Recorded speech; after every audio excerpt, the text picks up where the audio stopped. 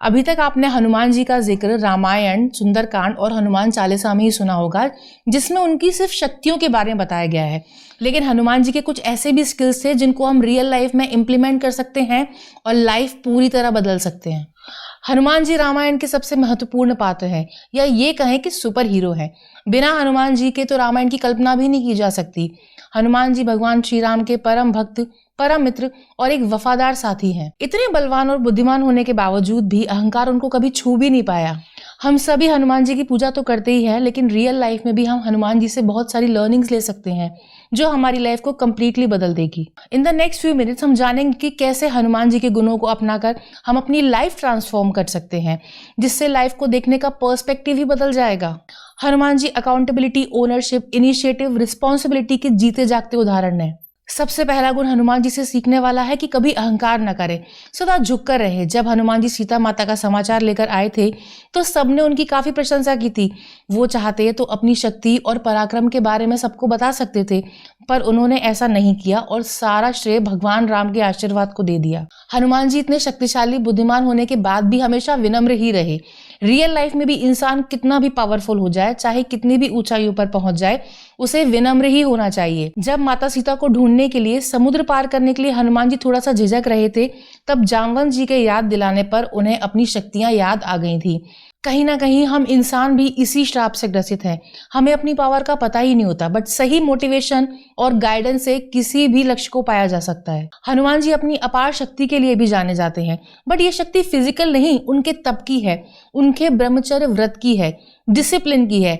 इंसान भी चाहे तो डिसिप्लिन और डिटर्मिनेशन से सब कुछ पा सकता है। अगला गुण है कर्तव्य निष्ठा।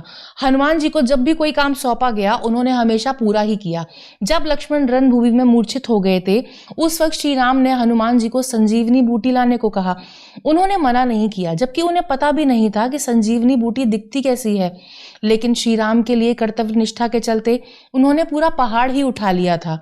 इससे ये सीख मिलती है कि हमें अपनी रिस्पॉन्सिबिलिटीज को लेकर शिकायत नहीं बल्कि सॉल्यूशन सोचना चाहिए। अगला गुण है निर्भयता, यानी फियरलेसनेस। अकेले ही लंका जाकर पूरी लंका को जला देना हनुमान जी की निडरता का उदाहरण है। इंसान भले ही इतना शक्तिशाली ना हो, लेकिन उसको अपनी लाइफ के डिसीजंस फियरलेस होकर ही लेना चाहिए। गलत के खिलाफ आवाज उठानी चाहिए, और ये फियरलेसनेस खुद पर कॉन्फिडेंस से ही आती है। अगला गुण है वफादारी। रामायण में श्री राम को बाली को मारने के लिए राजी करना, क्योंकि हनुमान जी जानते थे कि सुग्रीव ही श्री राम की मदद कर सकते हैं। इस प्रकार अपनी बुद्धि और चतुराई से सारे काम आसान कर दिए। यहाँ सुग्रीव के लिए परम मित्रता और श्री राम के प्रभु निष्ठा उनकी निष्ठा का उदाहरण है। अगला गुण है अच्छे काम का अच्छा नतीजा। देवराज इंद्र के वज्र के प्रहार से घायल होने के बाद उनके द्वारा किए गए अच्छे कार्यों से प्रसन्न सभी देवता उन्हें आशीर्वाद और शक्तियां देने आए। इससे ये सीखने को मिलता है कि जब आप सेल्फलेस होकर दूसरों की हेल्प करते हैं तो आपके साथ भी अच्छा ही होता है। लंका पहुंचने से अयोध्या तक हनुमान जी श्री राम की आज्ञा का पालन करते रहे, बिना किसी स्वार्थ के। जब भी आप कोई काम करो तो उसके रिजल्ट की चिंता मत करो, बस सेल्फलेस होकर उस काम को करना चाहिए। अगला सबसे बड़ा गुण है सेल्फ कंट्रोल। लंका जलाने के बाद हनुमान जी सीता माता के पास गए और बताया, मैं चाहूं तो अभी आपको इस कैद से निकाल सकता हूं, लेकिन मैं रावण की तरह चोरी से आपको नहीं ले जाऊंगा, बल्कि श्री राम खुद आकर आपको सम्मान के साथ ले जाएंगे। इससे ये सीख मिलती है कि इमोशंस में आकर हनुमान जी ने अपना कर्तव्य नहीं भूला। हमें भी इमोशंस में आकर अपना लक्ष्य नहीं भूलना चाहिए। नेक्स्ट सबसे बड़ा गुण है मैनेजमेंट। लंका जलाने से पहले हनुमान जी ने पूरी स्ट्रैटेजी बनाई।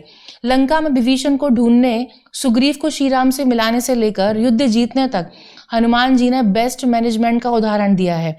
इसलिए उन्हें मैनेजमेंट गुरु भी कहा जाता है, क्योंकि उन्होंने इतने मुश्किल काम को इतना आसान बना दिया था, और ये पॉसिबल हुआ उनके मन, कर्म और वाणी से। आपने अक्सर कार्स और टैक्सी पर हनुमान जी के ऐसे पोस्टर्स देखे होंगे जिनमें भगवान के रूप को वॉयलेंट दिखाया जाता है। हम भगवान को हमेशा ईश्वरी रूप, एक डिवाइन रूप में देखते हैं, बट वो रूप एक्चुअल में क्या रिप्रेजेंट करता है हम कभी जानने की कोशिश नहीं करते। ध्यान इस बात पर देना है कि भगवान का हर स्वरूप जो हमारे शास्त्र और पुराणों में बताया गया है, उसका रौद्र से रौद्र रूप भी वायलेंट रिप्रेजेंट नहीं करता।